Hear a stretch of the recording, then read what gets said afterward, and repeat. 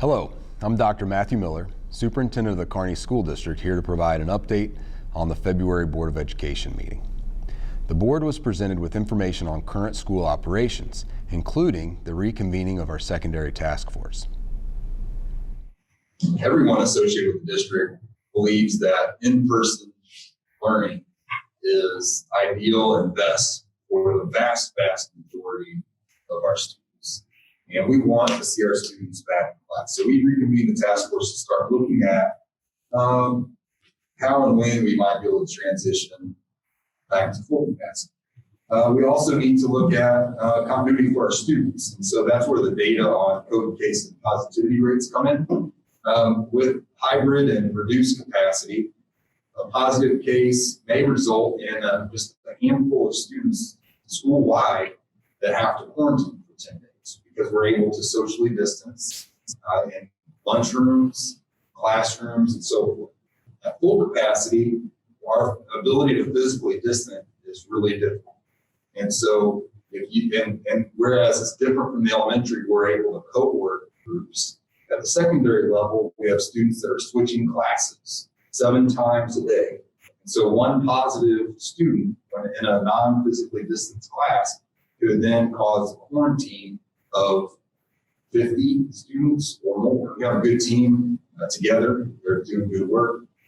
Mr. Morrison, Mrs. Kaufman, leading that team, and we'll continue to work through the process. Next, Todd Goffey with Piper Sandler joined the meeting to explain the details of a lease financing resolution related to the purchase of the former Mosaic building.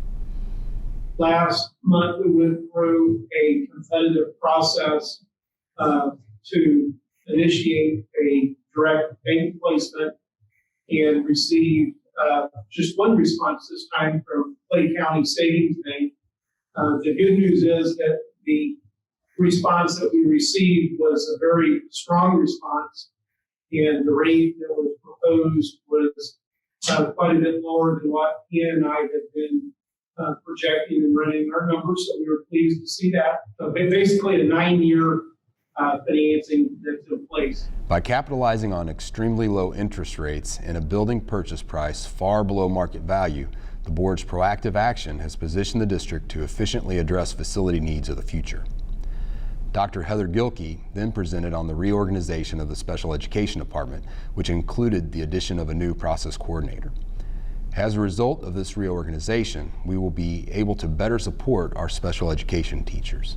And at that time, we had about 413 students on IEPs and dozens that we were in the middle of testing. This is a 339% increase in just the last 5 years alone.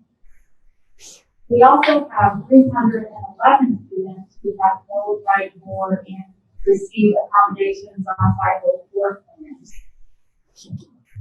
So if we look at the process coordinator caseload from our peer districts, you can see a couple of things here. If you look at the number of IEP caseload per PC, they range from 100 to about 130. We have 2 process coordinators, and if we average that out, we're looking at about 207 IEPs per PC, about 156 504s, giving us an average caseload of about 363, which is about 3 times higher than what our students are currently doing. The board approved a resolution formally stating a position on several key legislative issues and belief in good governance in public schools, which includes a locally elected school board that focuses on education, not profits.